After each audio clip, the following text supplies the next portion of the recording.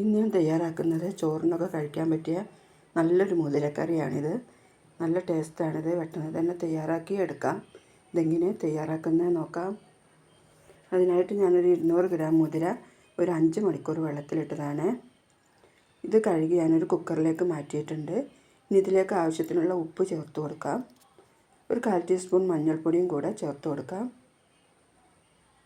ഇനി ഈ മുതിരയുടെ മുകളിൽ ഒരു 1/2 ഇഞ്ച് പൊക്കത്തിൽ വെള്ളം ഒഴിച്ച് കൊടുക്കണം.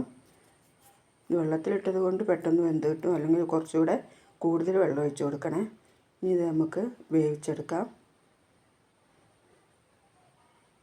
അത് വെന്ത് വരുമ്പോഴത്തേക്ക് നമുക്ക് മസാല തയ്യാറാക്കാം. അതിനായിട്ടൊരു പാനിലേക്ക് ഞാനൊരു 2.5 ടേബിൾ സ്പൂൺ വെളിച്ചെണ്ണ ഒഴിച്ച് കൊടുത്തിട്ടുണ്ട്. അതിലേക്ക് 1/2 ടീസ്പൂൺ കടുക്, ഒരു 1/4 ടീസ്പൂൺ ഉലുവ, അതെല്ലാം ഒന്ന് പൊട്ടി വരുമ്പോൾ അതിലേക്കൊരു 8 അല്ലി വെളുത്തുള്ളി ഞാൻ ചെറുതായി അരിഞ്ഞത് ചേർത്ത് കൊടുത്തിട്ടുണ്ട്. ഇതിന് വെളുത്തുള്ളി കൂടുതലുള്ളത് ഒരു ടേസ്റ്റാണ്. അത് വാടി വരുമ്പോൾ അതിലേക്ക് ഞാനൊരു 3 ഉണക്കമുളകും കുറച്ച് കറിവേപ്പിലയും കൂടെ എടുത്ത് വെച്ചിട്ടുണ്ട്. അതും കൂടെ ഒന്ന് ചേർത്ത് കൊടുക്കണം. നല്ലപോലെ വാടി വരണ്ട. ഇത് ചെറുതായി അരിഞ്ഞെടുത്തതാട്ടോ ഈ മുളക്. ആ മുളകും എല്ലാം ഒന്നുകൂടെ ഇളക്കി യോജിപ്പിച്ച് കൊടുക്കാം. ഇതായി വരുമ്പോൾ ഞാൻ ഇതിലേക്ക് ഒരു 8 ചെറിയ ഉള്ളി ചെറുതായി അരിഞ്ഞു വെച്ചിട്ടുണ്ട്. വലിയതാണെങ്കിൽ ഒരു 8 എണ്ണം എടുത്താൽ മതി, അല്ലെങ്കിൽ ഒരു 10 എണ്ണമൊക്കെ എടുക്കണം. അത് ഇതിലേക്ക് ചേർത്ത് ഇത് നല്ലപോലെ ഒന്ന് മൂത്ത് വരട്ടെ.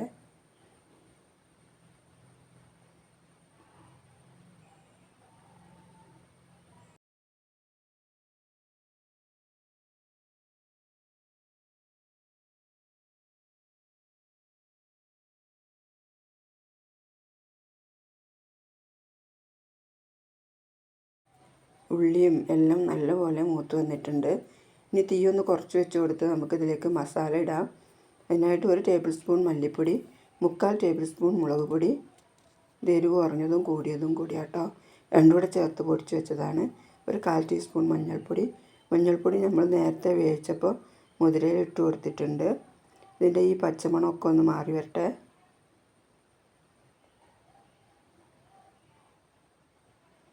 ഈ കറിക്ക് മല്ലിപ്പൊടിയാണ് കൂടുതലായിട്ട് വേണ്ടത്.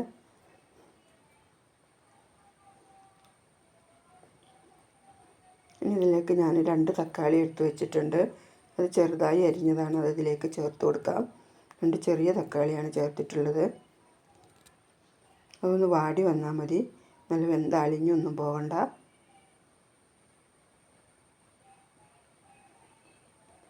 അത് വാടി വന്നിട്ടുണ്ട്. ഇനി വേവിച്ച് വെച്ചിട്ടുള്ള മുതിര ഇതിലേക്ക് ചേർത്ത് കൊടുക്കാം.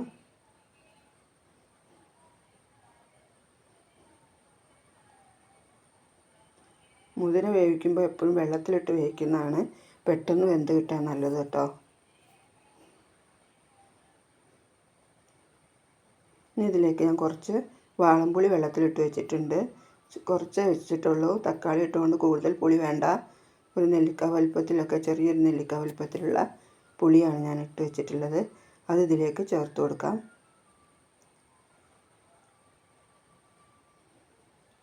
ഇനി ഈ മസാലകളും ഇതെല്ലാം ഒന്ന് ഇതിൽ നല്ലപോലെ പിടിച്ചു വരട്ടെ. ഇതിൽ ഉപ്പ് ആവശ്യമുണ്ടെങ്കിൽ നിങ്ങൾക്ക് ചേർത്ത് കൊടുക്കാം. ഉപ്പ് നമ്മൾ മുതിര വേവിച്ചപ്പോൾ ചേർത്തിട്ടുണ്ട്. ഇതൊരു 2 മിനിറ്റ് മൂടി വയ്ക്കാം. നമുക്ക് ഇതായോ ഒക്കെ നോക്കാം. ഇതാ മുതിരക്കറിയൊക്കെ നല്ല റെഡി ആയിട്ടുണ്ട് കേട്ടോ. നിങ്ങൾക്ക് ഇതിലൂടെ കുറച്ചുകൂടി വെള്ളം വേണമെങ്കിൽ കുറച്ചുകൂടെ ചേർത്ത് കൊടുക്കാം കേട്ടോ. നല്ലൊരു ടേസ്റ്റി കറിയാണ്. ചോറിൻ്റെ കൂടെ കഴിക്കാനും മുതിര നല്ലൊരു ഹെൽത്തിയും കൂടിയാണ്. എല്ലാവരും തയ്യാറാക്കി നോക്കണേ. വീഡിയോക്ക് ഒന്ന് ലൈക്കും സബ്സ്ക്രൈബൊക്കെ ചെയ്ത് സപ്പോർട്ട് ചെയ്യണേ.